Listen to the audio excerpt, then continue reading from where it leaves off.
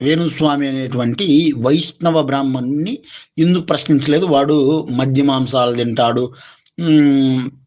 మద్యం సేవిస్తాడు, మాంసం తింటాడు, ఇంకా ఎన్నెన్నో మిథునం అంటే స్త్రీలతో ఈ సెక్స్ కార్యకలాపాలు ఇట్లాంటివి అన్ని చేస్తానని వాడు సోషల్ మీడియాలోనే చెప్పి బ్రాహ్మణుడుగా ప్రకటించుకుంటా ఉన్నాడు కదా. వాడిని నువ్వు ఎందుకు ప్రశ్నించలేదని ఒక శూద్రుడైన దాస్ పైలా జనార్దన రామానుజ దాసు అనేటువంటి వ్యక్తిని ఈ బ్రాహ్మణులు అడుగుతా ఉంటారు. మరి మీ కండ్లు గుడ్డిపోయినాయా, చెవులు చెవుడైనాయా, నోరు మూగబోయిందారా, తెలివి లేని అయోమయ బాపనోళ్ళారా అనేసి నేను అడుగుతున్నాను. మీరెందుకు ప్రశ్నించలేదు వేణుస్వామి అనేటోడిని?